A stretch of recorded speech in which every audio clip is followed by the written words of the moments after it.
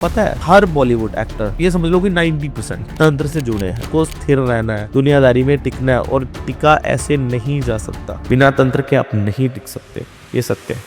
क्योंकि वो बॉलीवुड की जानी मानी हस्ती हैं, बहुत बड़े एक्टर भी हैं, एक्ट्रेसेस भी हैं। कुछ तो ऐसी हैं, हम क्या ही यहाँ पब्लिकली बोले कि वो बोलते हैं कि मेरे हस्बैंड को आप दीजिए, मैं अपने मैनेजर के साथ सेट हूँ, इसकी पूरी की पूरी प्रॉपर्टी मेरे पास आ जाएगी, मैं उसके साथ ऐश हो जाऊंगी, आपको इतने करोड़ में देने को रेडी हूँ। एक सेलिब्रिटी, अब हम नाम नहीं यहाँ लेंगे उनका, आपने देखा होगा कि उनके हाथ में एक नीलम का एक पेंडेंट हाथ में रहता है, अपने आप को बताते हैं।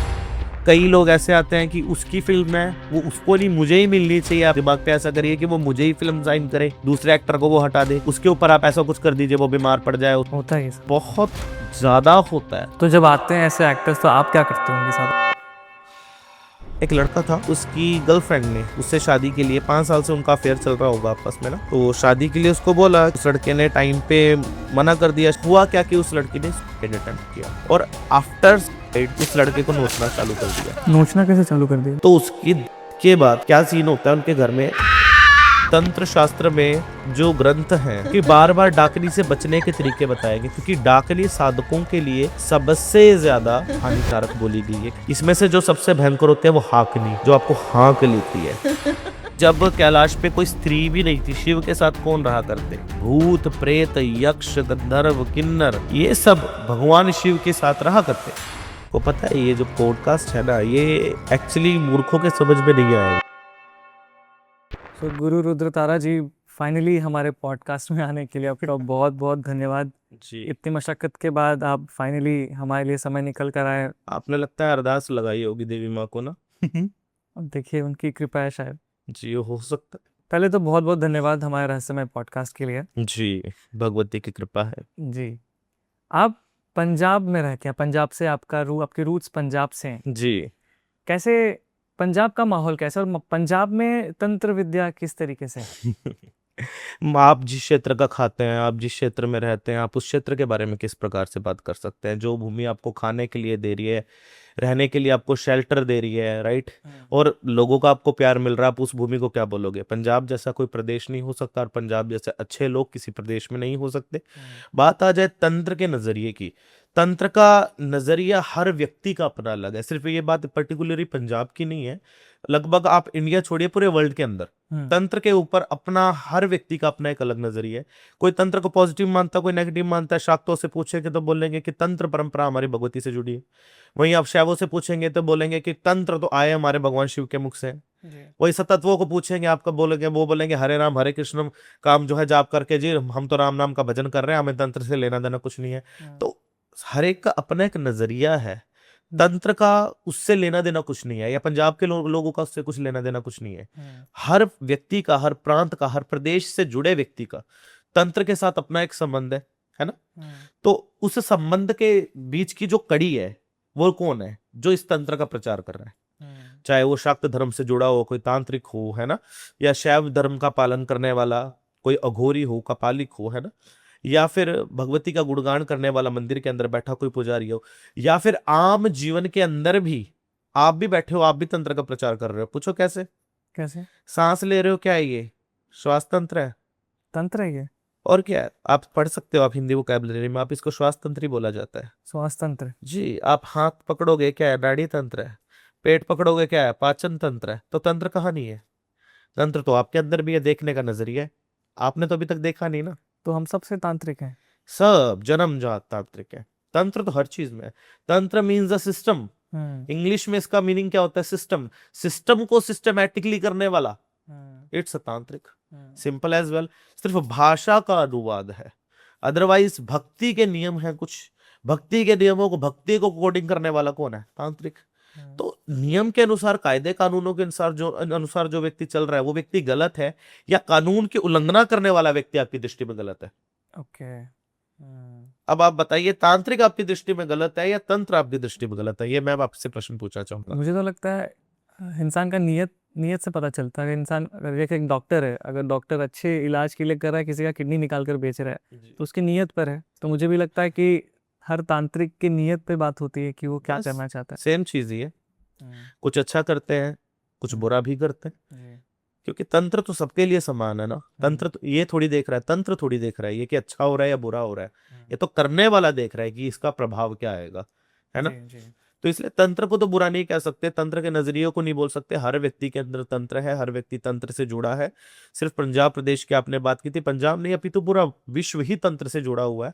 और बात आ जाए हमारे पंजाब प्रदेश की, पंजाब का माहौल तो पहले से ही बहुत सुंदर था और आज भी सुंदर है।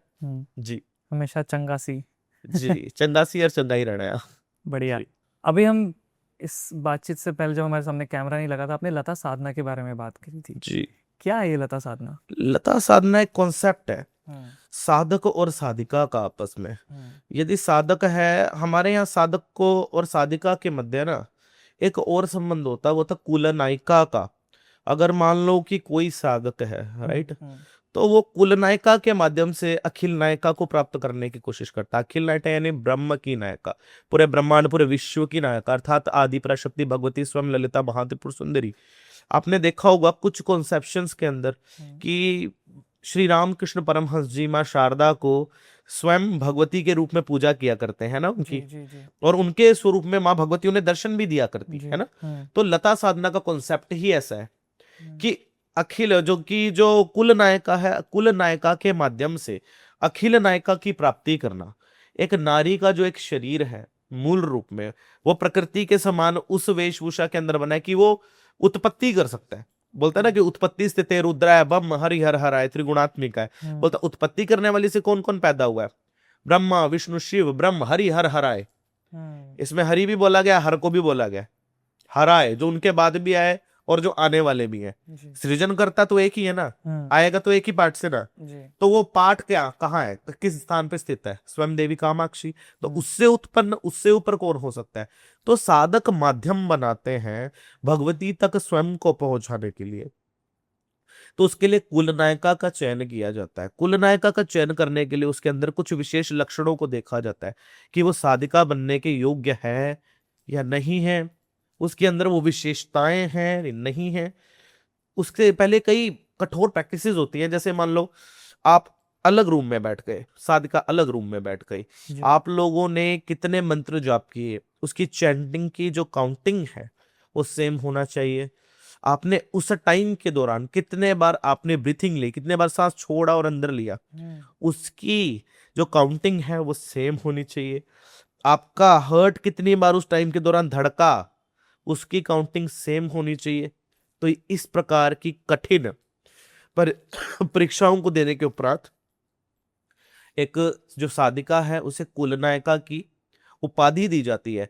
तब साधक जो होता है वो लता साधना करता है जिस समय पे, तो उसके अलग अलग जो अंग है, बोलते हैं नारी के हर अंग के अंदर हर शक्ति का निवास है ना। तो शक्ति के रूप में मैंने बताया कि स्वयं उत्पत्ति स्थिति रुद्राय ब्रह्म हरिहर है। तो हमारे यहाँ कुलनायिका को स्वयं माँ जगदम्बा का स्वरूप माना गया है ना।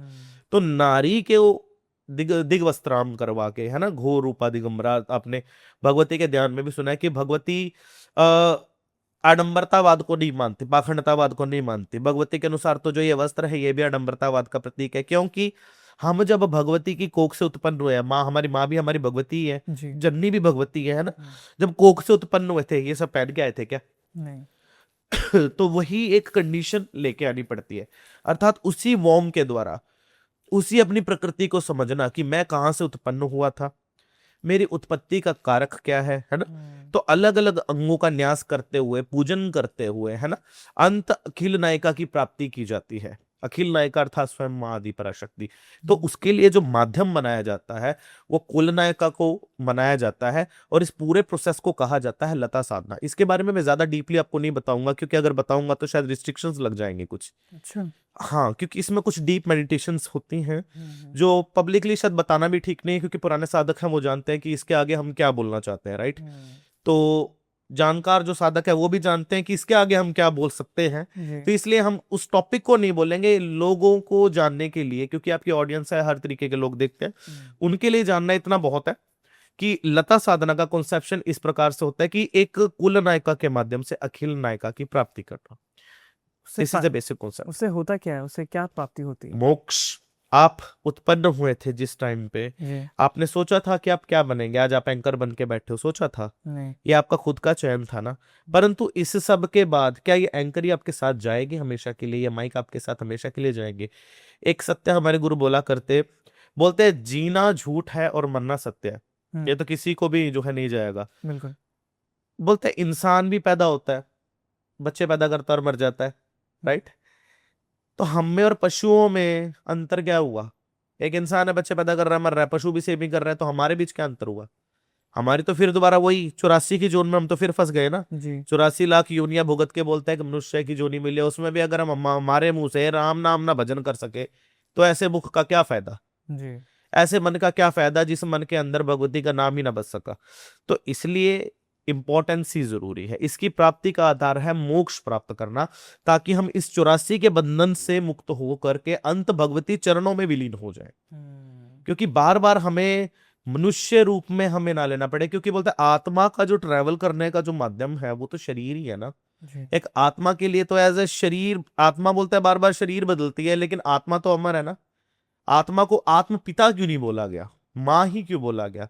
आत्म महा, कि मेरा जो आवरण है वो माँ से ही उत्पन्न हुआ है, और एक व्यक्ति की जो अंतरात्मा है वो असल रूप में एक आदि पराशक्ति से ही उत्पन्न हुई है, तो वो स्त्री तत्व ही है। असल में तो बोला गया कि स्वयं भगवान शिव या नारायण या स्वयं भगवान ब्रह्म के सिवा कोई भी संसार में मेरी दृष्टि में पुरुष नहीं है।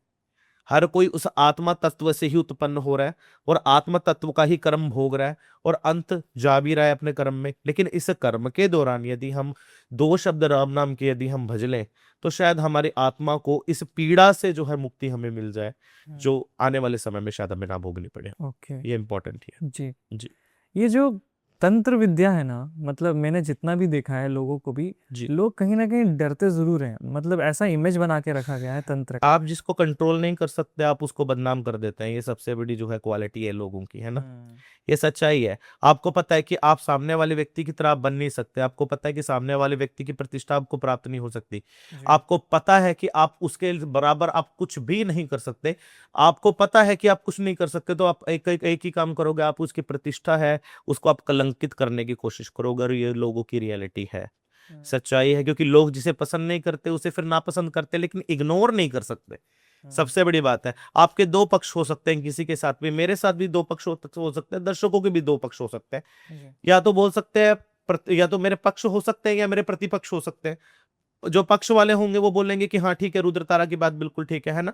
जो प्रतिपक्ष बोलेंगे कि चलो बोल रहा है कोई दिक्कत नहीं है, लेकिन इग्नोर तो नहीं कर सकते ना, नहीं कर सकते ना। तंत्र का भी यही काम है, आप इसको या तो पक्ष में हो सकते हो या आप इसके प्रतिपक्ष में हो सकते हो। जो लोग पक्ष में हो गए उन्होंने तंत्र का प्रचार किया, लोगों का भला किया, संत हो गए। क्योंकि ये सड़कों पे पड़े हुए कचरे की तरह नहीं है, ये टहनियों पे लगे हुए फूल की तरह थोड़ी है कि कोई भी आया तोड़ के और लगाया और चलता बना। तंत्र को पाने के लिए कठिन मेहनत लगती है, पूरा जीवन निकल जाता है। आज 28 साल की मेरी उम्र हो रही है, सारा जीवन मेरा निकल चुका, आधी जिंदगी तो खा के बैठा हूँ अपनी तंत्र के नाम पे, अभी आने वाली भी पूरी जाएगी। देखो सारी जिंदगी निकल जाती है साधक की, है ना, तंत्र के पीछे, भगवती के पीछे, है ना। तो तंत्र उम्र मांगता है, समय मांगता है, और लोगों को क्या चाहिए? क्विक, इंस्टेंट सब चीजें। और तंत्र के अंदर इंस्टेंट नाम की कोई चीज नहीं है। आप सोचो आप 4 मंत्र पढ़ने बैठ जाओ, कल ही भगवती आपको दर्शन दे दे, ऐसा संभव नहीं है। तो इसलिए लोग जिस चीज की को कंट्रोल नहीं कर सकते, जिसको पा नहीं सकते ना। आपने बचपन में एक स्टोरी सुनी होगी कि एक लोमड़ी थी, उसको जब अंगूर नहीं मिले तो ना उसने ये बोल दिया कि अंगूर खट्टे हैं। क्यों? क्योंकि वो उसको पानी से खींच लो, उसने उसकी बदनामी कर दी। हमें बचपन में ऑलमोस्ट सभी लोगों को ये जो है ये स्टोरी सुनाई गई है ना। तंत्र के साथ भी यही चीज हुई है, क्योंकि जो लोग इसको पा ना सके उन्होंने इसकी बुराई करनी चालू कर दी। और मोस्ट ऑफ आपने देखा होगा कि दुनियादारी में सबसे पहले गंदी चीजें सेपरेट होती है और अच्छाई चीजें सेपरेट नहीं होती है दुनियादारी में। आप एक लड़की की फोटो आप सर पे चुन्नी लेकर के पोस्ट करवाओ, आप देखोगे उस पर लाइक कमेंट नहीं आएंगे। वहीं आप एक लड़की को बिकनी पहना करके आप जो है उसकी फोटो अपलोड करो, उस पर हजारों लाइक और कमेंट्स आएंगे।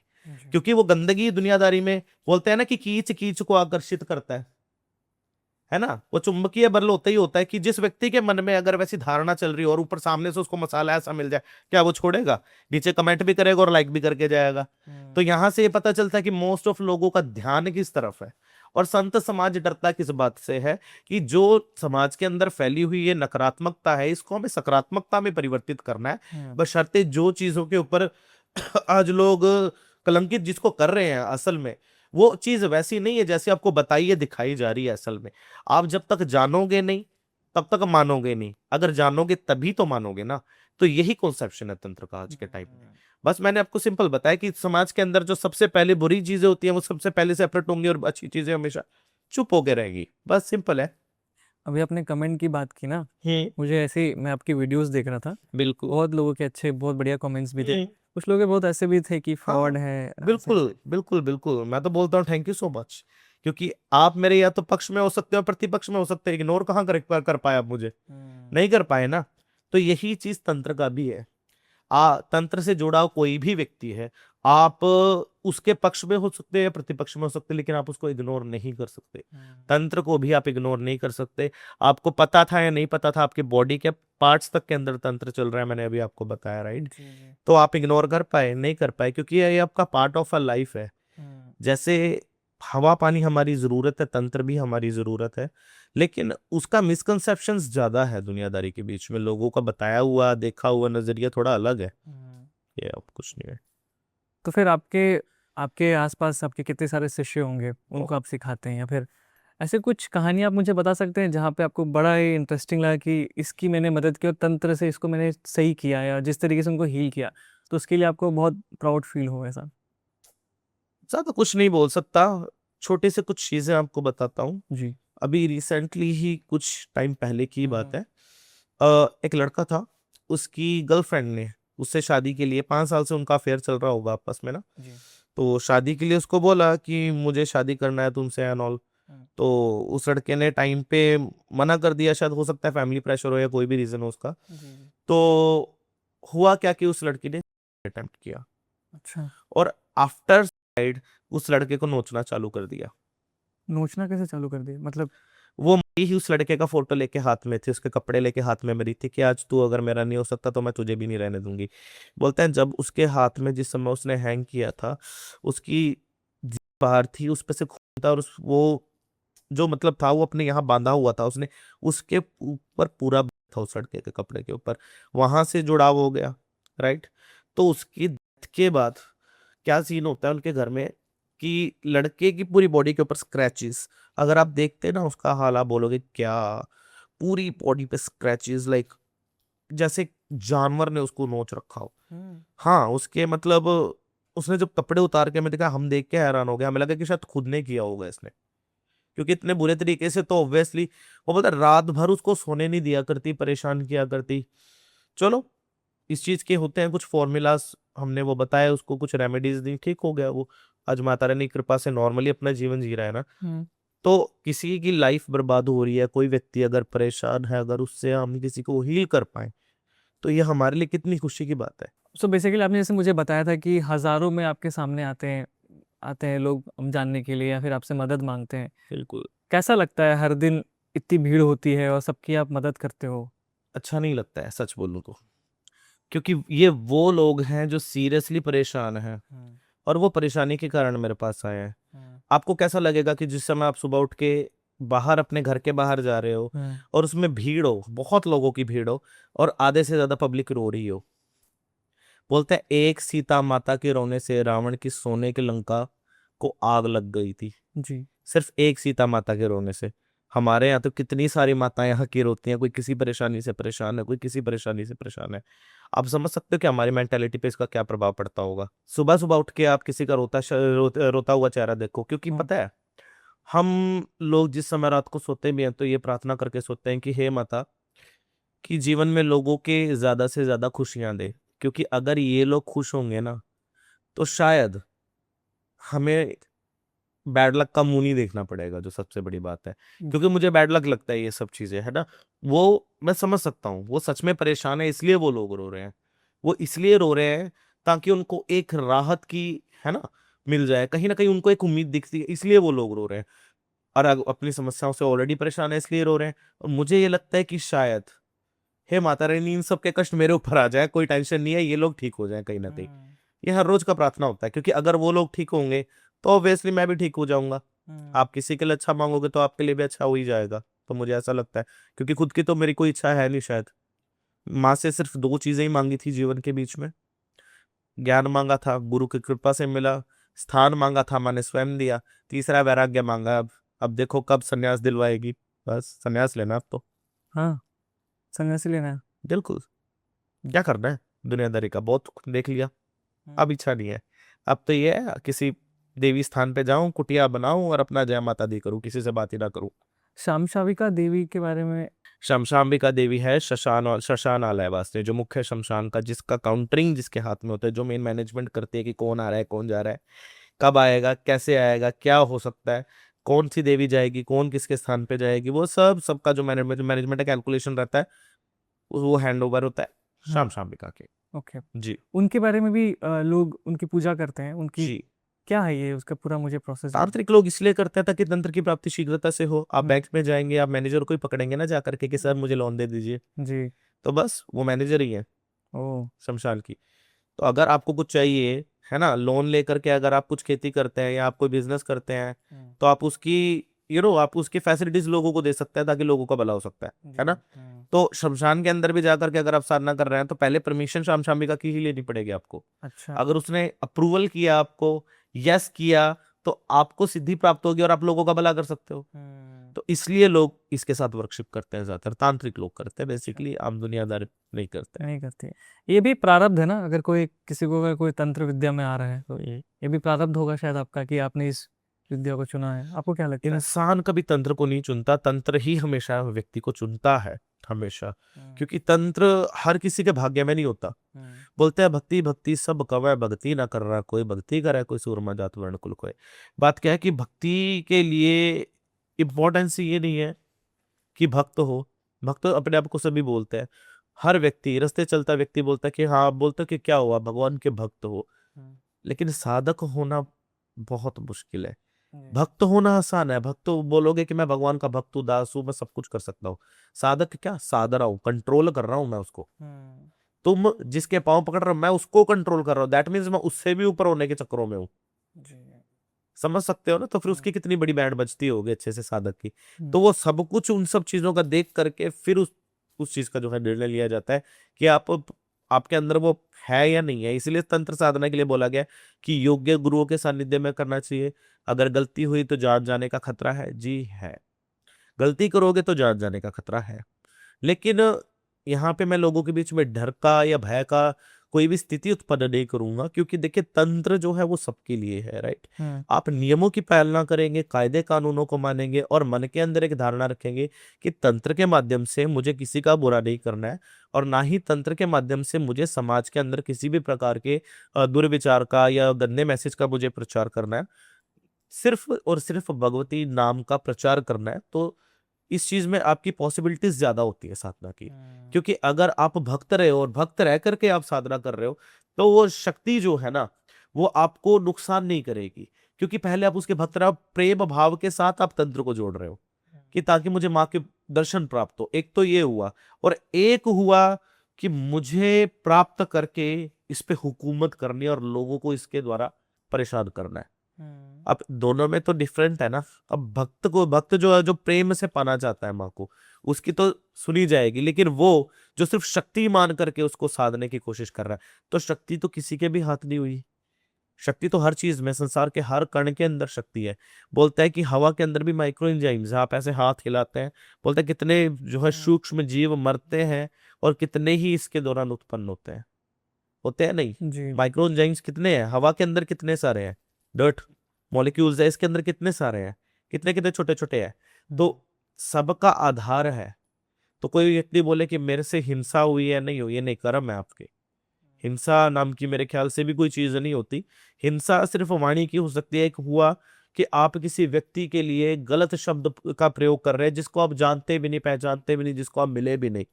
आप उसके लुक्स को देख के, उसके धर्म को देख के, उसकी जाति को देख करके, उसके लिंग को देख करके, उसके रुतबे को देख करके, पैसे को देख करके, उसकी बैकबोन को देख करके आप उसके ऊपर गलत टिप्पणी यदि आप करते हो, है ना, तो ये हिंसा नहीं है तो क्या है। यहाँ से पता लगता है कि वो लोग कितने हिंसात्मक हो सकते हैं। भीड़ हमेशा हिंसा का कारण होती है। व्यक्ति को हमेशा अकेला रहना चाहिए। साधक हमेशा क्यों अकेला रहता है? क्योंकि बहुत सारे लोग अपने अपने अपने अपने विचार, क्योंकि हर व्यक्ति का अपना एक अलग विचार है, अपना एक अलग मत है। मैं रुद्र तारा हूँ, मैं आप नहीं बन सकता, आप रुद्र तारा नहीं बन सकते। आपके अपने अलग विचार है, अपनी अलग थिंकिंग है, मेरे अपने अलग विचार, अलग थिंकिंग है। ऐसा तो नहीं कि मैं अपने विचार आपके ऊपर थोप सकता हूँ। लेकिन ब्रेन वॉशिंग में आजकल ऐसा हो भी रहा है। आप एक अकेले व्यक्ति को जा करके बोलो कि जा किसी के घर में आग लगा दे, वो कभी भी नहीं जो है आग लगाएगा। वो बोलेगा यहीं पे मैं तो फूस हो गया भाई, मुझसे नहीं होगा। और वहीं अगर आप 10 लोगों के झुंड को इकट्ठा करो, उनके हाथ में डंडे लाठियां दो, जाओ संसार में हिंसा फैलाओ, वो 1 मिनट नहीं देखेंगे किसी की भी गाड़ी को, किसी के घर को आग लगाने में। क्योंकि भीड़ हमेशा ही हिंसा का कारण है। व्यक्ति को भीड़ के साथ नहीं चलना चाहिए, हर व्यक्ति को अकेले ही जो है ट्रैवल करना चाहिए। इसलिए तांत्रिकों में मोल ऑफ ज्यादा लोगों की भीड़ भड़के की जरूरत नहीं होती, उनको अकेले ही रहना चाहिए मोस्ट ऑफ। तभी वो अपने ऊपर शोधन कर सकता है, तभी वो अपने ऊपर विचार कर सकता है, तभी वो अपने बारे में सोच सकता है, अपनी रिसर्च कर सकता है आगे। अगर वो 10 लोगों को साथ में लेके चलेगा, वो रिसर्च नहीं हो सकती, वो साधना भी सफल नहीं हो सकती। क्योंकि ये तो दुनियादारी के ऊपर भी जो है ये रूल लागू हो रहे हैं ना असल में। जी ये अपने तारापीठ के बारे में बात की जी। कैसा होता है तारापीठ का ऊर्जा और आप वहाँ पे जाते हो तो क्योंकि आप तो ज़्यादा फील करते होगे वहाँ के माहौल को कैसा होता है वहाँ पे और आपके पास कोई ऐसे किस्सा है जो आप मेरे साथ शेयर करना चाहें? नील वर्णा सदा पातु ध्यानु चक्र महेश्वरी, वो भगवती नील सरस्वती नील तारा, जिसका ध्यान जो है भगवान शिव तक भी जो है जिसकी महिमा का बखान करने के लिए सक्षम नहीं है।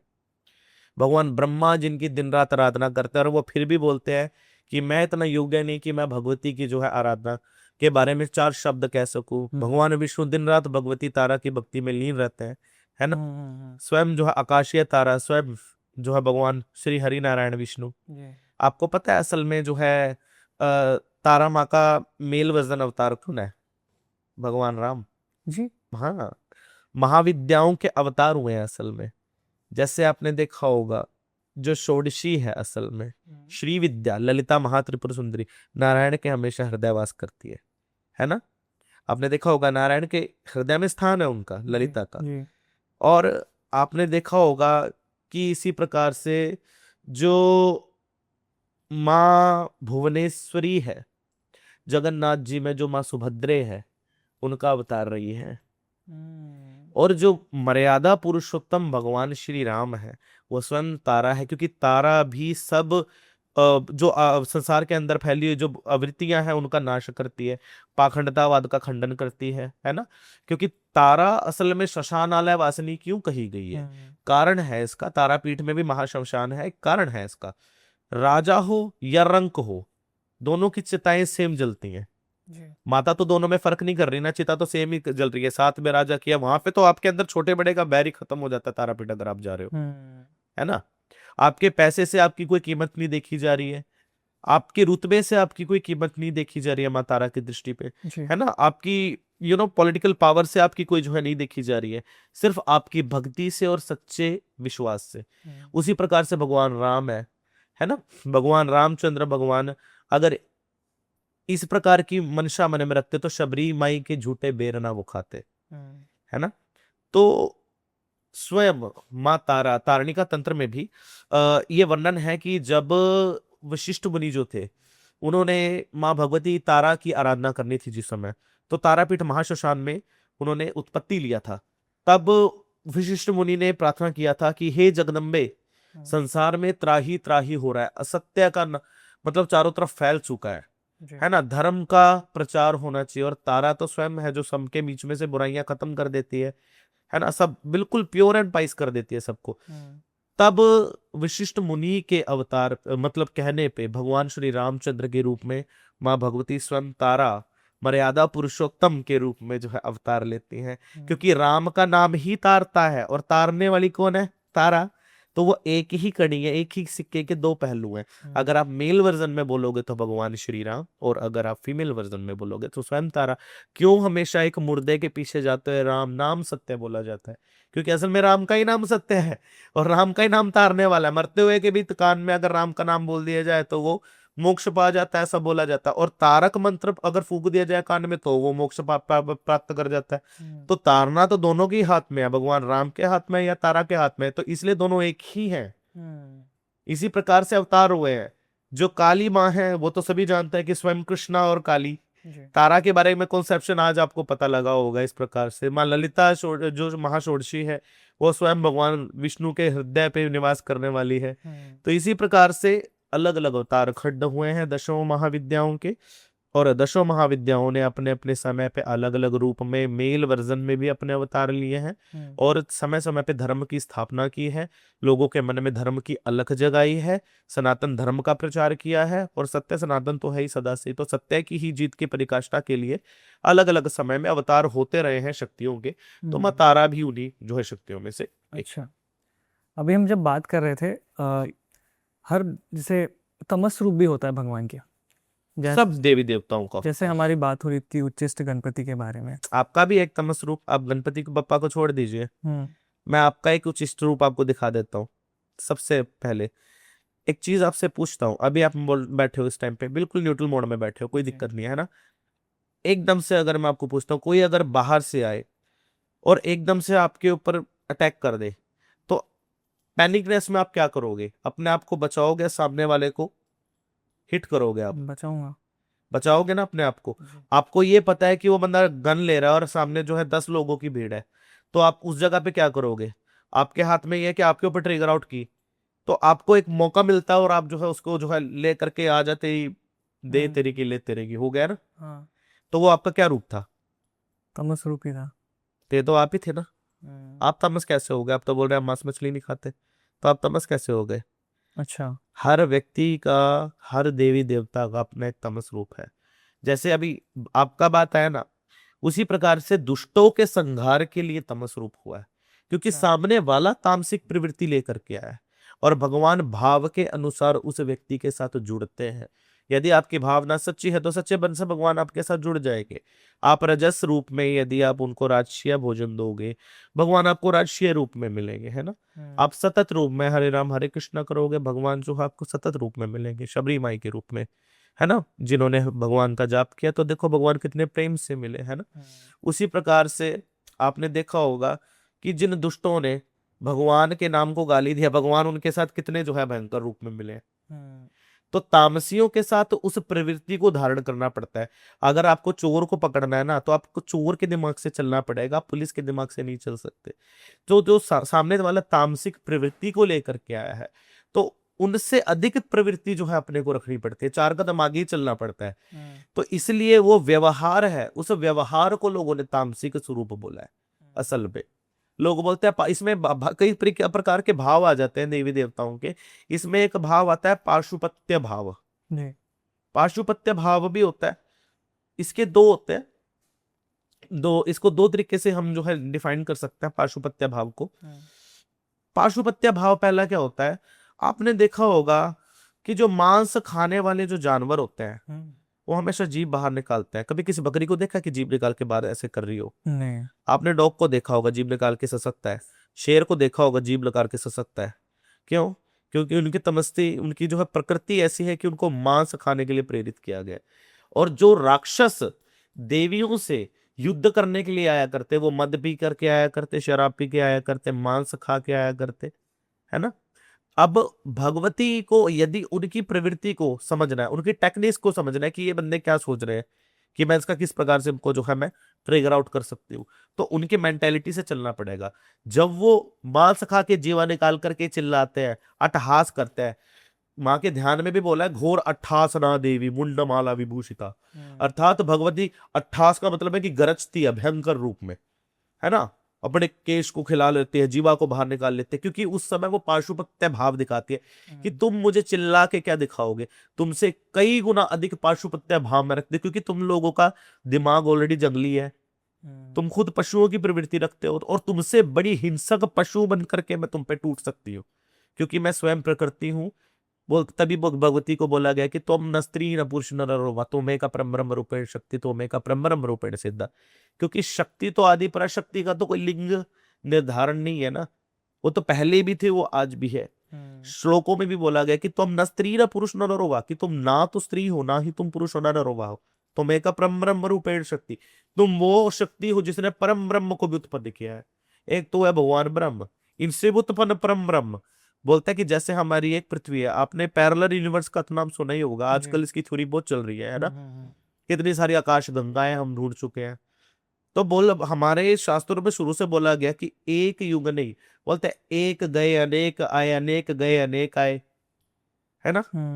तो बार बार ये प्रोसेस चला है। बोलते हैं एक धरती नहीं है, ब्रह्म नहीं है, परम ब्रह्म भी है, उससे पार भी है, सिर्फ हम नहीं और भी है। उन सबका निरीक्षण वो आदि पराशक्ति है, जो इस प्रकार की जो पृथ्वियां है, बोलता है उसके नाक में जड़े हुए जो मणि है, उसके जो नगीने हैं उनके समान है स्वयं। ललिता सहस्त्र नामावली में तो यही बोला गया है भगवती को, देवी खड़गमाला में भी यही बोला गया है कि इस प्रकार की जो प्रकृतियां जो हुई हैं, है ना, तो ये तो माँ की मड़ियों के समान है असल में। तो परम ब्रह्म के रूप में भगवती स्वयं उत्पत्ति लेती है। जी। ठीक है। आपकी एक जो माला है मुझे बहुत ऐसे इंटरेस्टिंग लग रही है। कौन सी? ये जो आपने पहनी है जिसमें माँ काली जी की, ये लज्जा गौरी है। कौन है ये और इनका, ये आपसे कैसे, इनसे आप रिलेट करते हैं? एक स्त्री की प्रवृत्ति को आपने देखा होगा, जब वो पीरियड से पहले होती है उसको कितना पेन होता है ना, कितना। एक इस चीज को एक लेडी समझ सकती है, आपकी मिट्टी जो है एक पुरुष की आप नहीं समझ सकते, लेकिन जो हमारे दर्शक हैं इस माध्यम से देख रहे हैं, है ना, उसमें बहुत सी माताएं हैं, बहनें हैं जो इस प्रकृति से गुजरती हैं, हर मास गुजरती हैं। आने से पहले एक स्त्री की स्थिति क्या होती है, लोग उसको इंग्लिश में बोलते हैं मूड स्विंग्स होना। वो क्यों है, बोलते हैं कि मंथली पीरियड्स है इसलिए मूड स्विंग्स है। लेकिन जब रजस्वला हो जाए तब उसके जो है मूड्स कैसे होते हैं, क्योंकि उससे पहले वो पेन, एंजाइटीनेस, चिड़चिड़ापन। लेकिन जब वो प्रवाह करती है रज को, तो एक नई प्रकृति का भी संचार कर रही होती है। रज का प्रवाह का मतलब क्या होता है, बोलते हैं जब तक लेडीज को पीरियड्स आते हैं, मतलब जब आप एक माँ गर्भ धारण करती है उस टाइम तक एक लेडीज को पीरियड्स नहीं आते, 9 मंथ तक पीरियड्स नहीं आते, नहीं आते ना। नहीं। तो वो ब्लड जाता कहाँ है फिर, आपकी प्रकृति को तो बनाने में जाता है। तो आप भी तो उसी प्रकृति से बने हो जिसको जो है वो रज को प्रवाह कर रही है। वो रज को प्रवाह करना अर्थात एक प्रकृति को जन्म देना। जी। समझते हो? इसलिए मैं तो आपको बोल रहा था कि थोड़ा सा ये डीप चला जाएगा और आपके लोग बोलेंगे कि कुछ और ही सिस्टम बन रहा है यहाँ। नहीं, मुझे जानना है, अगर थोड़ा जाता है डीप तो क्यों नहीं। ये लज्जा गौरी है, और ये अगर आप देख रहे होगे तो ये माँ का जो स्वरूप है वो इस महामुद्रा में है, जिसमें माँ स्वयं रज को प्रवाह कर रही है। रज का प्रवाह होता है एक नई प्रकृति का जन्म देना, कि एक नई प्रकृति आई फिर से। यौवन बोलते हैं नव यौवन संपन्ना परिपूर्ण परायणे, बोला गया ना, सर्वगर्थाया देवी नारायणी नमस्तते। बोलते हैं भगवती हर बार नव यौवन तब जो है धारण करती है जब पुरानी प्रकृति को भगवती जो है प्रवाह करती है। और ये रज का प्रवाह इस बात का प्रतीक है कि आपकी प्रकृति बन रही है, उत्पत्ति हो रही है ना। तो ये जो स्वरूप है ना माँ का, लज्जा गौरी का, इसी का प्रतीक है कि प्रकृति कभी किसी के लिए रुकती नहीं, प्रकृति सदा चलती रहती है। इंसान इसी प्रकृति का भाग है, अंत इसी प्रकृति में जा मिलेगा। कोई इसके ऊपर कभी हावी ना हुआ है ना हो सकता है। यही सत्य है असल में, क्योंकि उत्पत्ति का मार्ग एक है, मरने के तो 1000 रास्ते हैं, कैसे भी मर जाओ, लेकिन पैदा तो एक ही जगह से हो सकते हो, चाहे वो मेल है, चाहे वो फीमेल है, चाहे पेड़ है, चाहे पौधा है, पशु है, पक्षी है, सब फीमेल वर्जन से ही हुए हैं। और वह उत्पन्न कहाँ से हुए, एक ही स्थान से। तो वो प्रकृति को ही माँ जो है परिवर्तित करती है। असल में ये पूर्ण संपूर्ण ब्रह्मांड है अपने आप में, अगर कोई देखे तो। लेकिन ये ब्रह्मांड तब तक संपूर्ण नहीं है जब तक इसके साथ एक पुरुष रूप, है ना, प्रकृति के साथ पुरुष भी होना अनिवार्य है। माने आप पेड़ तो लगा लोगे, लेकिन उसको जब तक आप पानी नहीं दोगे तो क्या पेड़ फल देगा? नहीं। तो यही बस एक कॉन्सेप्शन हम आगे आप समझ सकते हैं। तो इनकी कोई मंदिर है या कुछ है? जी, कहाँ पे? स्वयं कामाख्या शक्तिपीठ में माँ भगवती का यही सेम स्वरूप विद्यमान है, लज्जा गौरी माँ के रूप में कामाख्या मंदिर के बाहर विराजमान है। और माँ के स्वरूप को मुख्य रूप से ढक के रखा जाता है। और ये जरूरी भी है क्योंकि सभी के अपने अपने कॉन्सेप्शन है। वही बात आप बता रहे हैं कि तब रज सत के बारे में हम लोग बात कर रहे हैं, हर एक की अपनी एक मेंटेलिटी है, कोई उसको माँ के रूप में देख रहा है और कोई उसको गलत रूप में देख रहा है। क्योंकि जिसको ज्ञान नहीं है उसको तो वो कुछ भी उसको बोल देगा, लेकिन जिसको ज्ञान है उसके लिए तो वो स्वयं जगदम्बा है ना। तो इसलिए ढक के रखते हैं कि किसी के हमें कमेंट्स की जरूरत ही नहीं, क्योंकि तुम्हारे कमेंट्स जब थे या नहीं थे वो तो अपनी जगह है ना, उसका तो प्रवाह हो रहा है ना। किसी के कहने से वो रुकने वाली नहीं है, या किसी की प्रशंसा करने से उसको कोई फर्क नहीं पड़ने वाला है। आदि पराशक्ति है, सिंपल। छिन्नमस्तिका देवी जो है उनका भी जो रूप है काफी फियर्स रूप है, तो बाकी लोगों से इसको छुपा के रखते हैं, बच्चों से उनको दूर रखा जाता है क्योंकि वो रूप उनका इस तरीके का है, ऐसा लोगों ने बोला है। अगर देखा जाए तो पोषण भी कर रही है माँ के एक पाँव के नीचे ना, जो माँ का ये पाँव होता है जिसके नीचे कामदेव और रति जो होते हैं वो विपरीत मुद्रा में होते हैं। मोस्ट ऑफ आपने देखा होगा इन पोजिशंस, जो फीमेल होती है वो नीचे होती है, मेल होता है मोस्ट ऑफ ऊपर होता है। लेकिन माँ के मामले में उल्टा है, क्योंकि वो इसलिए है क्योंकि काम के ऊपर विजय का प्रतीक है, वो स्वयं काम है ना। और ऊपर कौन है? प्रकृति। बोलते हैं कामातुर कभी प्रकृति नहीं हो सकती, क्योंकि प्रकृति तो काम से पहले भी थी जी। अंत तक भी रहेगी, है ना। तो बोलता है कि माँ छिन्नमस्ता जो है वो आपके कामाकर्षण शक्ति का प्रतीक है असल में, उत्पत्ति का क्योंकि अगर स्त्री पुरुष का मिलन होगा नहीं तो नई उत्पत्ति होगी भी कहां से। इसका नियंत्रण जो है, उत्पत्ति का कारक कौन है? स्वयं भगवती है। बोलते हैं भगवती की इच्छा से ही उत्पत्ति होती है और उन्हीं की इच्छा से अंत भी होता है ना। एक अगर दृष्टिकोण से देखा जाए तो ये प्रकृति का ही एक भाग है और एक उत्पत्ति का भाग है, क्योंकि ये नेचुरल ठीक है, सभी के साथ होता है ना, सभी के अंदर होती है। दूसरे पाँव के अंदर अगर आप माँ के देखते हैं तो इस पाँव के नीचे माँ के कालरात्रि विराजमान होती है। तो एक पाँव के नीचे माँ काल को नियंत्रण करती है और दूसरे जो है पाँव के अंदर माँ काम को नियंत्रण करती है। और आप एक हाथ में माँ के देखोगे ना तो माँ एक हाथ में खप्पर को धारण करती है जिसमें माँ रक्तपान कर रही होती है ना। और दूसरे तरफ अगर आप देखेंगे तो स्त्री और पुरुष के जो मिलन का जो स्वरूप है वो माँ धरते हैं। तो माँ बोलते हैं भोग और योग दोनों को साथ लेके चलती है। आप किस प्रकार से माँ को प्राप्त करना चाहते हो? अगर आप चाहते हो आप भोग से भी माँ को प्राप्त कर सकते हो, आप चाहते हो आप योग से भी माँ को प्राप्त कर सकते हो, है ना। क्योंकि योग को प्राप्त करने के अपने अलग मार्ग हैं, इसके ऊपर एक बहुत लंबी मिस्ट्री है, अगर हम चाहें तो अगर टाइम मिलता है तो हम इसको कवर करेंगे। तो भोग और योग दोनों बोलते हैं साधना से समाधि तक ये अवस्था माँ जो है दिखाती है। असल में वो साधना किसी भी प्रकार से लग सकती है। बोलते हैं अगर कोई योगी है अंत अपनी साधना के अंतिम समय पे जब होता है वो तब भी माँ को अपनी योग शक्ति से प्राप्त कर सकता है। योग के अधिष्ठात्री है योगिनी। माँ के देखा होगा कि हमेशा माँ के जो इस तरफ जो है वो योगिनी विराजमान होती है, जो कि योग शक्ति की अधिष्ठात्री है। अष्टांग योग, वज्र योग और वज्रयान तंत्र की अधिष्ठात्री है। योग के साथ वज्रयान तंत्र को लिया जाता है। और वज्र किसको बोला जाता है? वज्र बोला जाता है एक पुरुष की कामातुर शक्ति को। अच्छा। कि अपने वज्र को संभाल के रखना। वज्र अर्थात आपका वीर्य जी, उसके संतुलन की जो शक्ति है वो तंत्र के अनुसार बोलती है। और दूसरा एक वज्र आता है वो ऋषि दधीची की हड्डियों से बना हुआ वज्र। आप देखोगे कि मेरे भी हाथ में वज्र है ना। ये वज्र किसका प्रतीक है? कि मेरी शक्ति मेरे हाथ है। अच्छा। ये मुझे बार बार ये याद दिलाता है कि अगर चाहूं तो मैं इसको कंट्रोल कर सकता हूं, अगर ना चाहूं तो प्रकृति में खुला भी छोड़ सकता हूं, मुझे इस चीज की कोई मनाही भी नहीं है ना। तो जो योग माध्यम से साधक जो साधना करते हैं तो पहले वो वज्रयान तंत्र की प्रैक्टिस करते हैं मूल रूप में, है ना। अच्छा।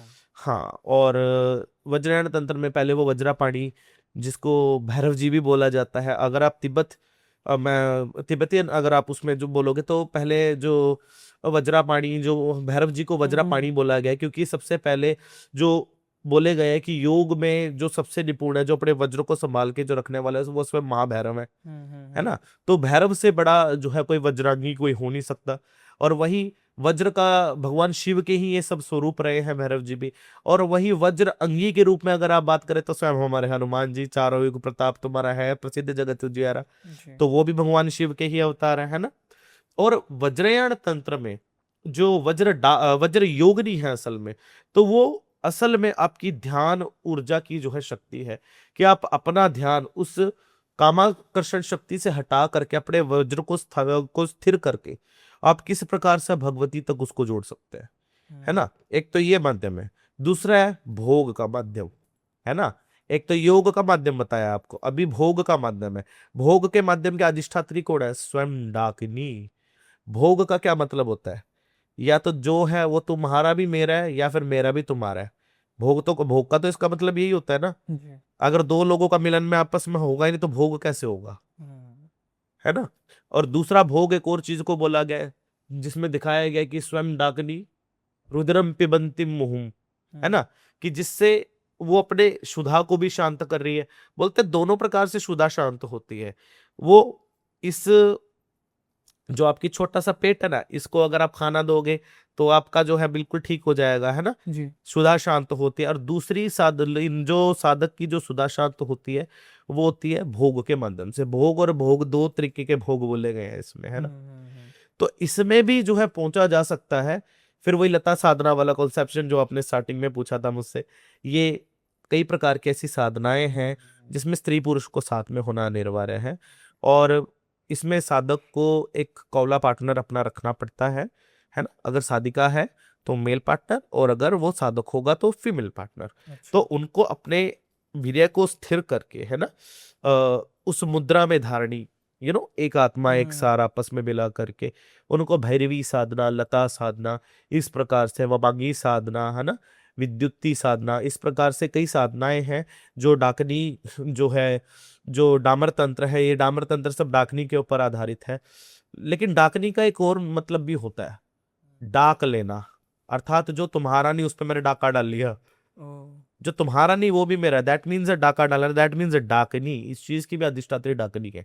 इसलिए तंत्र शास्त्र में जो ग्रंथ है ना, बहुत से ऐसे ग्रंथ है। योगिनी तंत्र में भी इसका विस्तृत वर्णन है, वज्रयान तंत्र में भी इसका वर्णन है, उड़ीश तंत्र में भी इसका वर्णन है कि बार बार डाकनी से बचने के तरीके बताएंगे, क्योंकि डाकनी साधकों के लिए सबसे ज्यादा हानिकारक बोली गई है। क्यों बोली गई है? ये 8 प्रकार की जो है डाकनी, डाकनी, शाकनी, हाकनी, लाकनी, इस प्रकार से इसमें से जो सबसे भयंकर होते हैं वो हाकनी, जो आपको हाँक लेती है। जैसे कंट्रोलीकरण कैसा होता है, जैसे आप एक खच्चर को आप हाँकते हैं, आप बैल को आप हाँकते हैं, वो आपको हाँक लेती है। तो इसमें से जो सबसे भयंकर बोले गए वो हाकनी है। और इनसे बचने के तरीके क्या है कि साधक को अपना वज्र रसंकलन नहीं करना पड़ता है और साथ साथ उस भोग की मुद्रा को भी लेना पड़ता है। अगर आप भोग भी कर रहे हो लेकिन आप अपने वीर्य को वहां भी स्तंभित आपको करना पड़ेगा। इसका जो वास होता है वो आपकी क्रेविनेस के अंदर होता है, आपकी सेक्सुअल डिजायर्स के अंदर होता है। डाकनी का जो वास होता है असल में आपके अस्थि मज्जा के अंदर होता है, आपके रोम छिद्रों के अंदर होता है। इस प्रकार के जो स्थान है ये डाकनी के स्थान बोले गए हैं। और तंत्र शास्त्र में कई जगहों पे डाकनी से बचने के बारे में भी बताया गया है कि डाकनी से बचने के कई तरीके हैं जिससे आप डाकनी से बच सकते हैं आप। और माँ के हाथ में देखा होगा, अब ये तो बात हुई माँ के इन रहस्यों की, है ना, छिन्नमस्ता माँ के। फिर आप देखोगे कि वहां पे दया भाव भी है। अब भगवती तो स्वयं का ही जो है छिन्न मुंड परे मामे दारंती देही स्वास्थ्य कम ना, कि स्वयं का ही माँ तो छिन्न मुंड करके स्वयं का ही रुद्रम पान करती है। कि इसका मतलब है स्टार्टिंग से लेकर के आरंभ तक, कि अंत भी मैं ही थी और आरंभ भी मैं ही हूं। एक खत्म किया लेकिन आरंभिकता भी मुझे से शुरू हो रही है कि अंत हर प्रकृति मुझसे ही आरंभ होकर के मुझ में ही विलीन हो जाएगी। मैं ही सबका भरण पोषण करने वाली हूँ और मैं ही सबका विनाश भी करने वाली हूँ। बोलते हैं सृष्टि स्थिति विनाशाय परिपूर्ण परायणे। लोग बोलते हैं सृष्टि अर्थात दुनियादारी माँ ने आपको दी, वो स्वीकारते हैं। स्थिति, आपको रहने के लिए अच्छा खाना दिया, आपको स्थिर किया, आपको फिक्स किया, दुनियादारी में नाम दिया, वो तो चाहोगे। विनाश आया, क्यों भाई? विनाश को क्यों नहीं मान रहे? 2 तो बड़े अच्छे से मान रहे, तीसरा अच्छा विनाश नहीं होगा आपका, क्यों भाई? भगवान राम जी के गले लग के आ रहे हो आप, जो आप जाओगे नहीं मृत्यु लोक के अंदर। लोग 2 चीजें तो जो है स्वीकार कर रहे हैं, तीसरी नहीं स्वीकार कर रहे हैं। क्यों नहीं कर रहे? क्योंकि लोगों को क्षय होने का डर है। लोगों को डर है कि हम जो है आज हमारी प्रतिष्ठा, आज हमारे नीचे हजारों लोग काम कर रहे हैं, ये हमेशा रहेंगे, मुझे कुछ ना हो जाए। बोलता माइकल जैक्सन ने तो अपने 150 साल तक जिंदा रहने का पूरा लिख रखा था ऑलरेडी, उसने पहले से डोनर्स रखे हुए थे, है ना, कि जो उसको किडनी जो है देने वाले थे, उसने ऑलरेडी, उसको कोई मेडिसिन, उसको कोई बीमारी ना लग जाए, डेली लैब से टेस्ट होकर के उसका खाना आया करता। क्या वो बच पाया? नहीं बच पाया ना। तो वो यही चीज तो है जो भगवती छिन्नमस्ता जो है हम लोगों को परिभाषित करती है। सृष्टि स्थिति विनाशाय, तीनों ही भगवती के स्वरूप है। अगर वो सृष्टि आपको दे रही है, आपको उत्पत्ति करने के लिए मार्ग दे रही है, आपको दुनियादारी में लेके आ रही है, स्थिति आपको वो स्थिर भी कर रही है उस जगह के ऊपर, सब कुछ दे रही है, विनाश है, अंत जो आपकी प्रकृति है उसका वो विनाश भी कर देगी। क्योंकि आप सोचते हैं कि आपके माँ बाप कभी नहीं जाएंगे, एक ना एक दिन वो भी चले जाएंगे। एक ना एक दिन आप सोचते हो कि आपकी गर्लफ्रेंड, आपका बॉयफ्रेंड, आपका पार्टनर, पति पत्नी, ये नहीं जाएंगे, वो भी चले जाएंगे। एक दिन आप सोचते हो कि आप हमेशा के लिए बैठे रहोगे, जी आप भी नहीं बैठे रह सकते, आप भी हमेशा के लिए जाओगे। माँ का स्वरूप परिभाषित ये करता है हमें। असल में छिन्नमस्ता को देख के ये हमें पता लगता है कि असल में अगर हम उत्पन्न हुए तो हमें जाना भी है। हमारे जाने से पहले कहीं हमसे ऐसा कोई कार्य ना हो जाए कि जिसके कारण कल को हमें जो है फिर से इसी मृत्यु लोक में हमें भटकना पड़े, फिर से जन्म लेना पड़े, फिर से धक्के खाने पड़े। इसके लिए पहले ही भगवती का नाम ले लो, जय माता दी बोल लो, तभी कुछ हो पाएगा। जी। अभी इसे ग्लैमर की बात हो रही है, माइकल जैक्सन की बात हुई, जैसे बहुत मैंने सुनता हूँ मैं ये चीज़ कि ग्लैमर इंडस्ट्री में, बॉलीवुड में तंत्र का यूज होता ताकि लोग अपने आप बहुत आकर्षित कर सकें। बहुत बहुत। हाँ। मैं यहाँ नाम नहीं लूंगा, अभी जस्ट आपने देखा था कि मैनेजर साहब आए थे, उन्होंने बोला था कि आप नाम ले दीजिए, मैंने कहा नहीं मैं ले सकता हूँ उनके नाम, क्योंकि वो बॉलीवुड की जानी मानी हस्ती हैं। और क्या ही बोलूं, बहुत बड़े एक्टर भी हैं, एक्ट्रेसेस भी हैं, जिनके कंसर्ट्स हमसे होते हैं, वो हम पब्लिकली नहीं दिखा सकते। कुछ तो ऐसी हैं, हम क्या ही यहाँ पब्लिकली बोले, कि वो बोलते हैं कि मेरे हस्बैंड दीजिए, मैं अपने मैनेजर के साथ सेट हूँ, इसकी पूरी की पूरी प्रॉपर्टी मेरे पास आ जाएगी, मैं उसके साथ ऐश हो जाऊंगी, आपको इतने करोड़ में देने को रेडी हूँ। हाँ। बहुत। और कई लोग ऐसे आते हैं कि उसकी फिल्म है, वो उसको नहीं, मुझे ही मिलनी चाहिए, आप ऐसा कुछ करिए, आप उसके दिमाग पे ऐसा करिए कि वो मुझे ही फिल्म साइन करे, दूसरे एक्टर को वो हटा दे, उसके ऊपर आप ऐसा कुछ कर दीजिए, वो बीमार पड़ जाए, उसका हाथ टूट जाए, वो बीमार पड़ जाए, कुछ हो जाए उसका। होता ही सब। बहुत ज्यादा होता है। आपको पता है, हर बॉलीवुड एक्टर, अब हम यहाँ नाम नहीं लेना चाहेंगे, है ना, क्योंकि हर कभी नहीं लेंगे हम, मोस्ट ऑफ, ये समझ लो कि 90% तंत्र से जुड़े हैं। अच्छा। जी। कुछ हैं जो हिडन में है, और कुछ है पब्लिक में भी है, जो सत्य बात है, लेकिन तंत्र से ही जुड़े हैं, क्योंकि उनको स्थिर रहना है, दुनियादारी में टिकना है, और टिका ऐसे नहीं जा सकता, बिना तंत्र के आप नहीं टिक सकते, ये सत्य है। हर नेता पूरी जनता को अपने काबू में लेने के लिए सर्वाकर्षण मोहन करता है। हर एक्टर ऑडियंस की भीड़ को इकट्ठा करने के लिए सर्वाकर्षण मोहन का इस्तेमाल करता है। और मोस्ट ऑफ जितने सेलिब्रिटीज हैं, आपने देखा होगा, बार बार बगलामुखी क्या करने जाते हैं वो। हम ये नहीं बोलेंगे, हम उनके आस्था पे सवाल भी खड़े नहीं कर रहे हैं, वो जा सकते हैं, उनकी निजी इच्छाएं हैं, लेकिन ज्यादातर अपने इन्हीं सब कामों के लिए ही जाते हैं, ज्यादातर। अब हम सबको नहीं बोल रहे हैं, राइट। तो जब आते हैं ऐसे एक्टर्स तो आप क्या करते हो उनके साथ? आप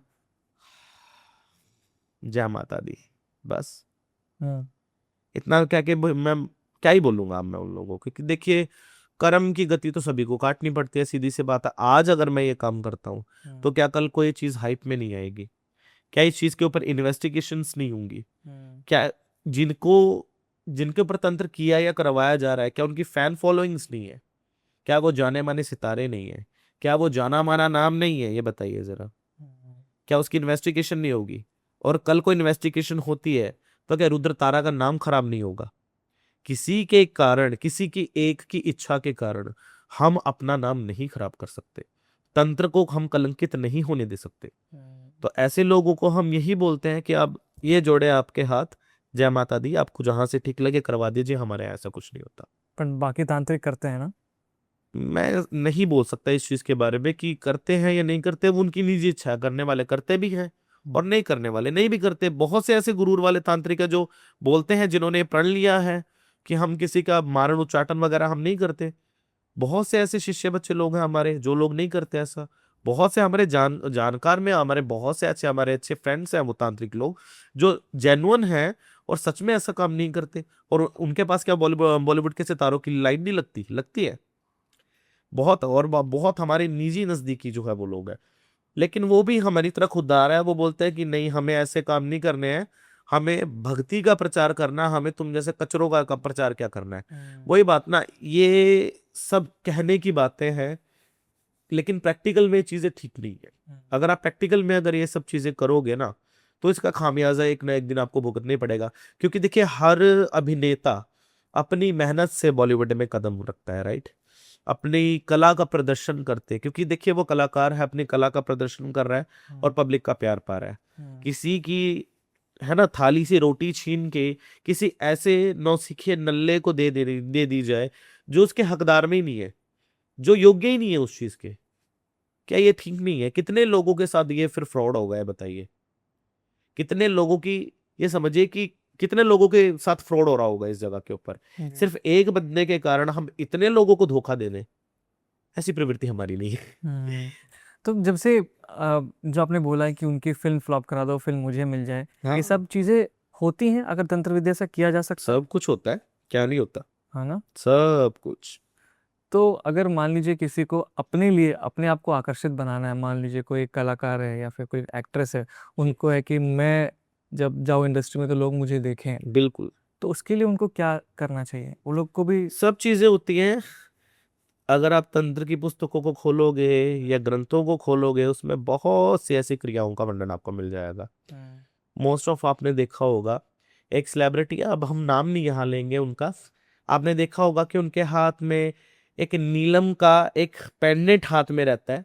अच्छा, हाँ जी, लेकिन वो है अपने आप बताते हैं। ओके। आप जान रहे होंगे किन की हम बात कर रहे हैं, राइट? तो वो क्यों पहन रहे हैं? हम्म, वो इसलिए पहन रहे हैं ताकि उनकी फिल्म कोई भी फ्लॉप ना जाए, उनका शनि स्थिर रह सके, राइट। और शनि की स्थिरता के माध्यम से, क्योंकि शनि, ये याद रखिए, ओम भगाय च विद्महे मृत्यु रूपाय च धीमहि तन्नो शौरी प्रचोदयात्।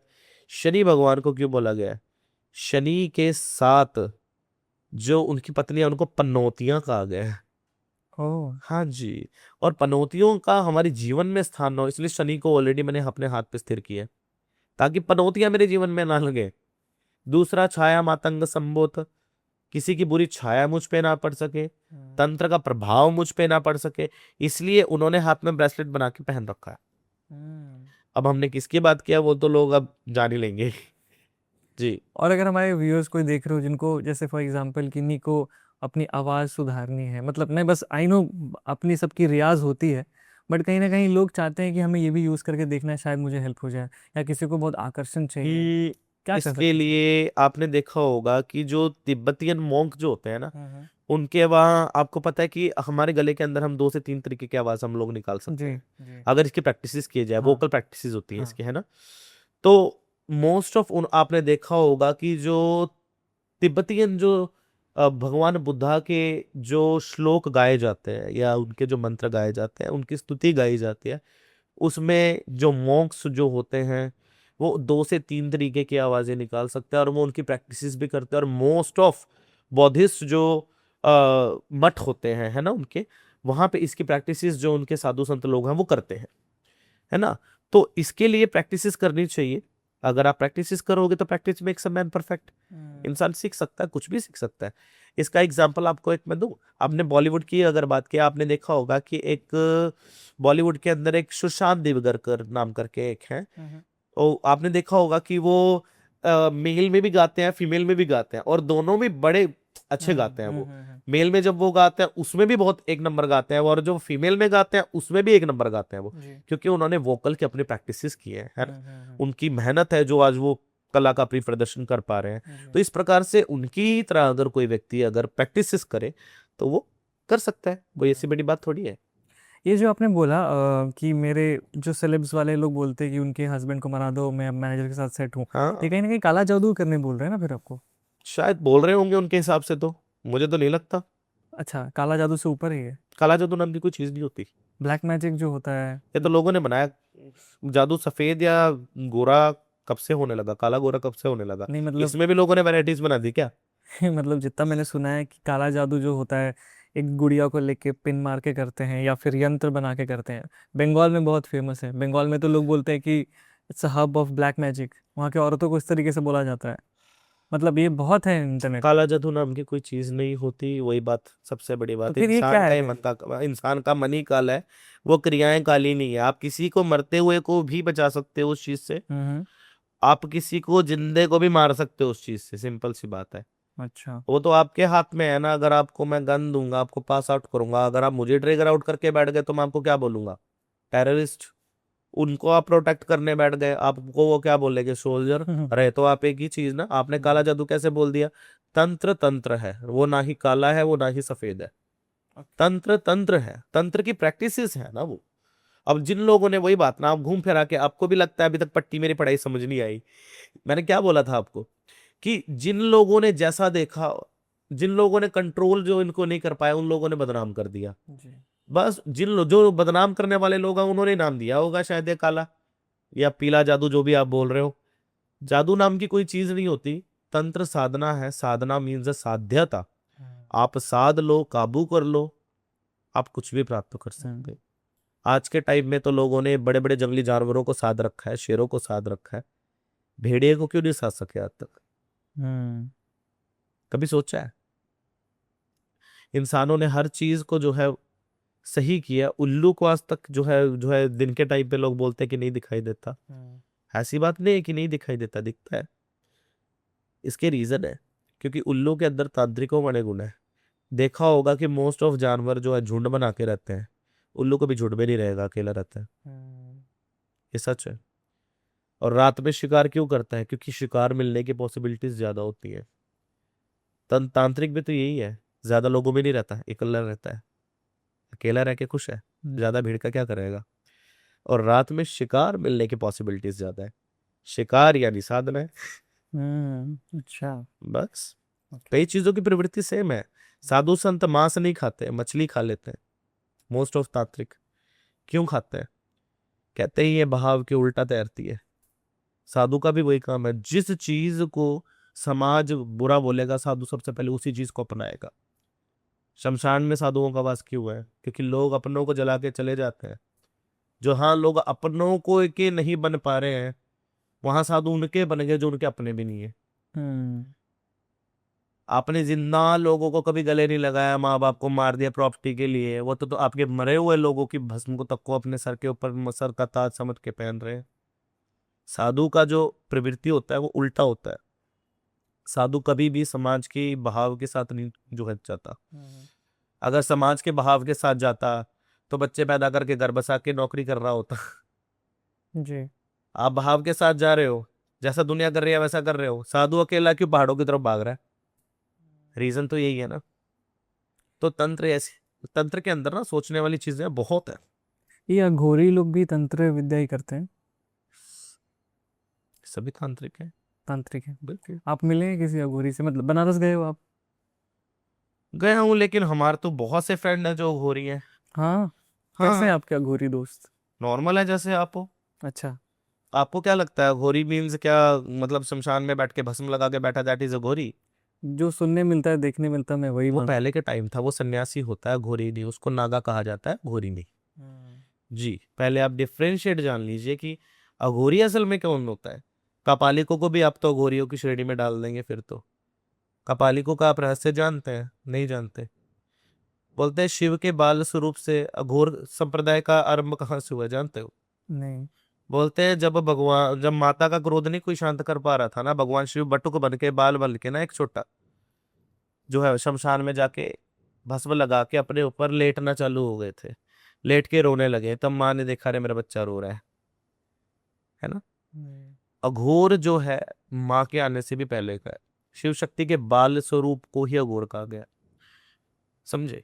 क्योंकि जब कैलाश पे कोई स्त्री भी नहीं थी, शिव के साथ कौन रहा करते? भूत प्रेत यक्ष गंधर्व किन्नर, ये सब भगवान शिव के साथ रहा करते मां सती के आने से पहले। दिस इज कॉल्ड द अघोरिज्म। एक 12 साल तक के साधु को अघोरी कहा जाता है। 12 साल की स्टडी की उसको साधना क्लियर करनी पड़ती है अपने अघोर संप्रदाय में। और अघोर ऐसे नहीं हुआ जाता। ये तो फिर भी तंत्र साधना की 6वीं श्रेणी पे आप सीधा पहुंच गए। स्टार्टिंग कहाँ से होता है जानते हो आप? सबसे पहला जो होता है वो होता है वेदाचार। समझ गए? वेदाचार में कोई भी व्यक्ति है पहले वेद का अनुसरण करता है, वेदों को पढ़ता है, और वेद को पढ़ करके समझता है कि हमारे वेदों के अंदर शास्त्रवाणी क्या कहती है हमें, और हमारे वेद जो है हमें किस प्रकार के जो है जीवन या हमारी दिनचर्या को जीने के बारे में हमें ज्ञान देते हैं, या हमारे शास्त्र जो है, हमारे जो है 18 पुराण बोले गए हैं, 64 तांत्रिक ग्रंथ बोले गए हैं, है ना, और 4 वेद बोले गए हैं, है ना, जिसमें से अथर्व वेद के अंदर संपूर्ण रूप में आधे से ज्यादा तंत्र लिखा हुआ है।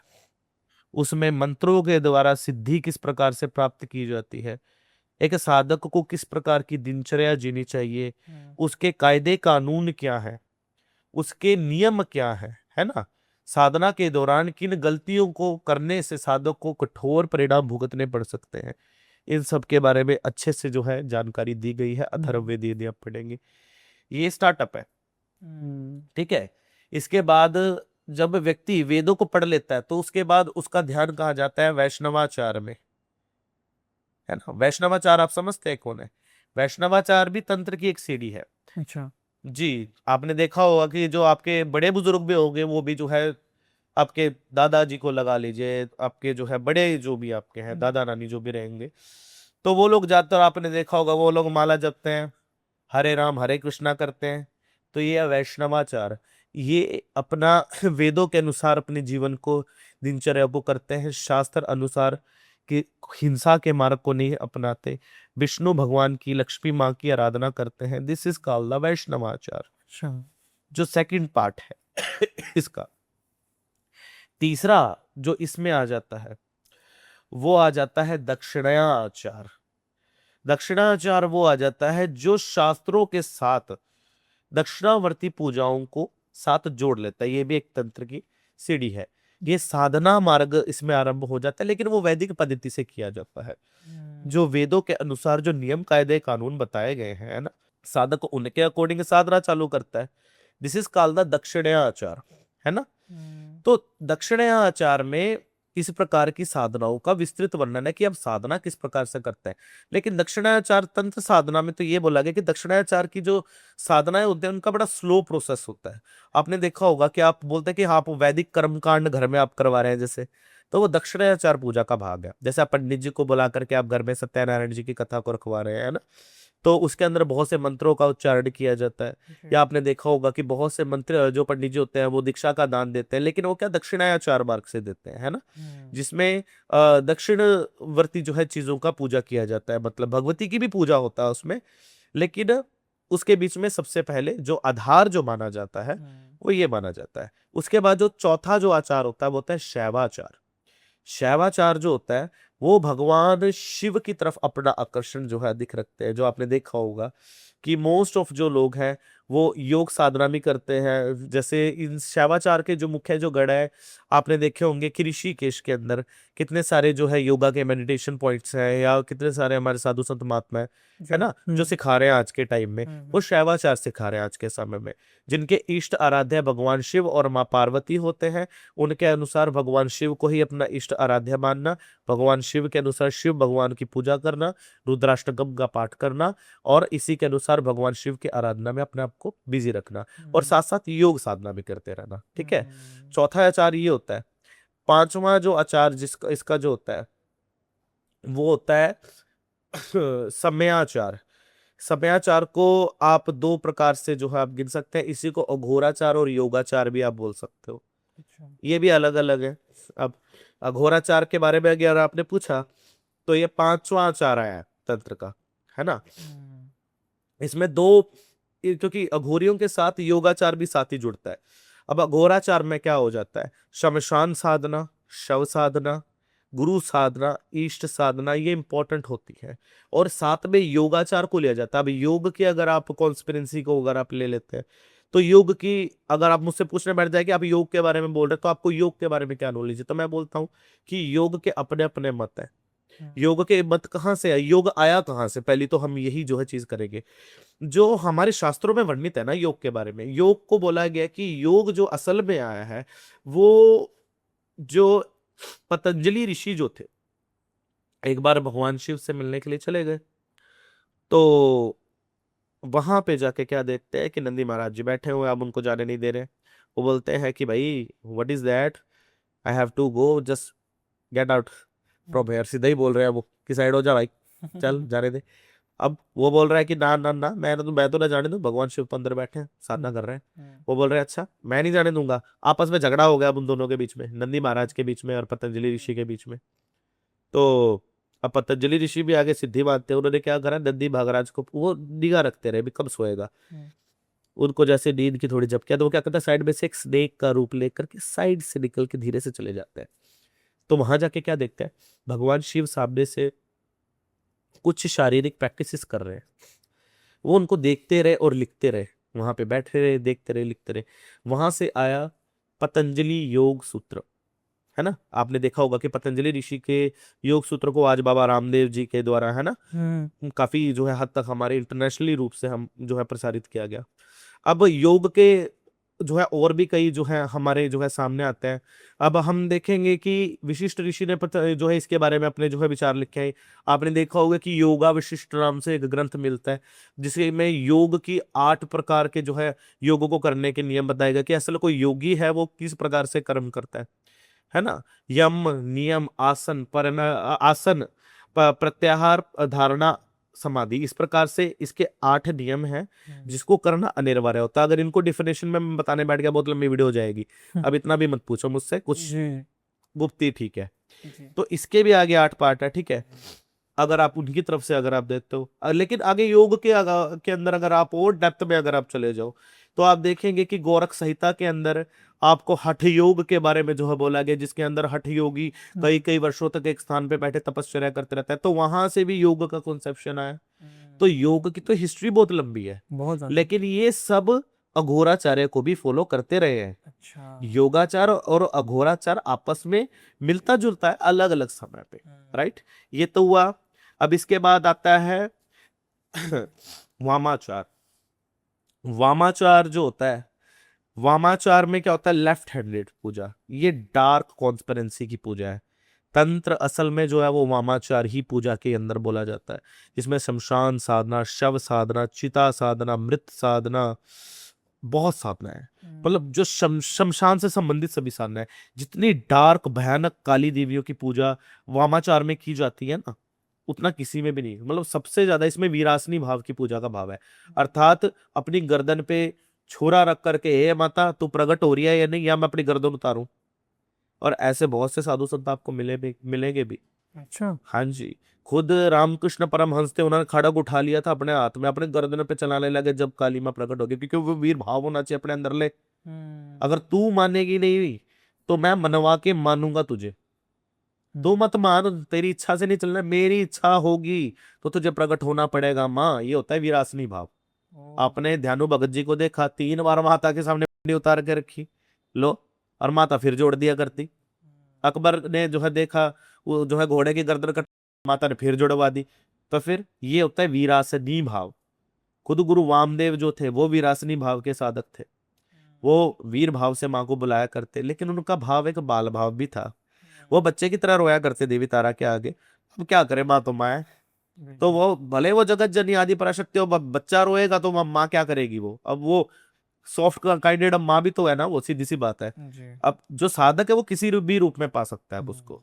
अब यहां से इसकी आगे एक और जो है शाखा निकलती है, वो होता है शाक्ताचार। शाक्ताचार क्या होता है कि वो योगिनियों की पूजा करेगा, आचरियों की पूजा करेगा, अप्सराओं की पूजा करेगा, यक्षिणियों की पूजा करेगा। शक्ति से संबंधित जितनी शक्तियां हैं उनकी वो आराधना करेगा। मोस्ट ऑफ 10 महाविद्याओं का भी जो है साधना करेगा। ये होता है शक्ताचार, है ना। इससे ऊपर जो आता है कौलाचार, इसी के मुक्तिचार भी बोला जाता है, क्योंकि इससे ऊपर और कुछ नहीं है।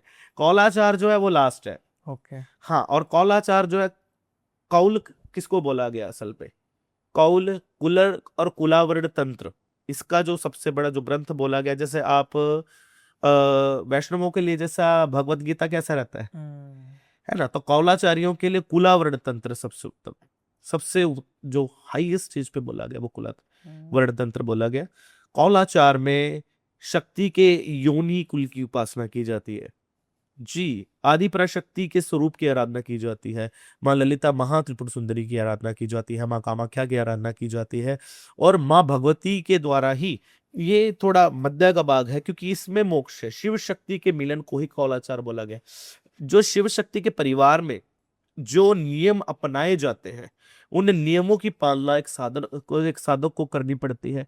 इसी में मतलब जो साधना के प्रकार, जो पंचमंकार जैसे आप बोलते हैं, मांस, मछली, मदिरा, मुद्रा, मैथस्य, अब इसके बारे में मैं ज्यादा नहीं बोलूंगा क्योंकि मैंने पहले बोल रखा है इसके बारे में, तो मेरा को आदत नहीं है कि रिपीट कुछ बोला जाए, कुछ नया होना चाहिए हर बार एक पब्लिक के लिए। तो पंचमंकार के बारे में मैंने बताया, लोगों के बारे में। अब यहाँ ज्यादातर लोगों ने मुझसे क्वेश्चन पूछा जिसका मैंने आज तक नहीं जवाब दिया कि माँ तो माया अपने भक्तों की बलि कैसे ले सकती है या मांस पूजा में कैसे ले सकती है।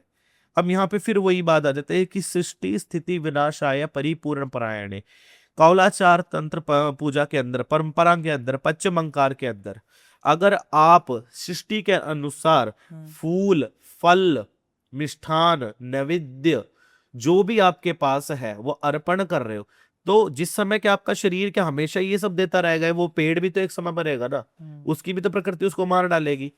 इसमें मृत्यु को भी पूजा के अंदर दिखाया जाता है, उस मृत्यु को दिखाने के लिए मांस लिया जाता है। अच्छा जी, पूजा के साथ साथ सिर्फ जीवन को तक को इस पूजा में सीमित नहीं रखा जाता, मृत्यु को भी पूजा में सम्मिलित किया जाता है कि अगर जीवन के अंदर सत्यता है, भगवती के अंदर सत्यता है, अगर वो जीवन को दे रही है तो उसको लेने का भी अधिकार है, क्योंकि कोई किसी को नहीं मारता है, हर प्रकृति उसी से उत्पन्न हुई, अंत उसी में जा मिलनी है। मैंने पहले भी आपको छिन्नमस्ता कॉन्सेप्ट में बताया था जी। तो ये कॉन्सेप्शन जो है ये मृत्यु को भी जो है अपने साथ जो है लेकर के चलता है, क्योंकि साधक को अपनी साधना का गुरूर ना हो जाए, इसलिए उसको उसकी मृत्यु भी दिखाई जाती है साथ साथ कि देख अंत तेरा भी यही हाल होगा।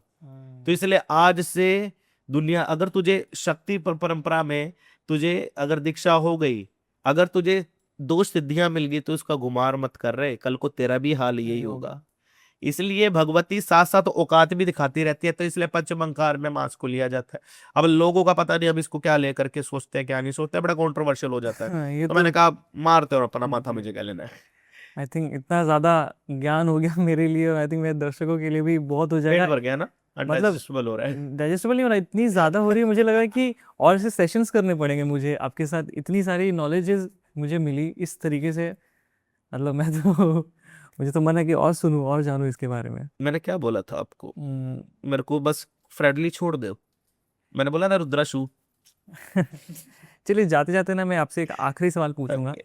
वैसे 2 मन है। हाँ। एक ये है कि आप मुझे अगर रिसेंट की कोई ऐसी कहानी बता दो जो हमारे ऑडियंस को सुन के बड़ा मजा है, कि ऐसा या फिर ऐसा कुछ अलग हुआ आपके साथ, ऐसा अलग कोई केस आया आपके पास जो आप शेयर करना चाहो हमारे साथ। अच्छा सुनाओ या बुरा सुनाओ, मेरे पास तो बहुत से केस आते हैं। जैसे अब आपको, आपकी मर्जी, आप अपने मन से कुछ सुना दो। अच्छा भी सुनाता हूँ, बुरा भी सुनाता हूँ। ठीक है। अच्छा ये सुनाता हूँ कि एक लड़की हमारे पास आती है जिसका काम धंधा बिल्कुल ठप हुआ था, मतलब वो योगा सेशन करके, है ना, वो योगा सिखाया करती लोगों को, अपने माता पिता का पेट भर रही है, बेचारी अकेली लड़की कमाने वाली, घर में माँ को कैंसर है और माँ जो है खुद पैरालिसिस की मरीज है। हाँ। और मेहनत करके आज के टाइम में वो लड़की एक योगा क्लासेस चला करके, है ना, हाँ, अपने माँ बाप का पेट भर रही है, अपने पिता का जो है इलाज करवा रही है, अपनी माँ का इलाज करवा रही है।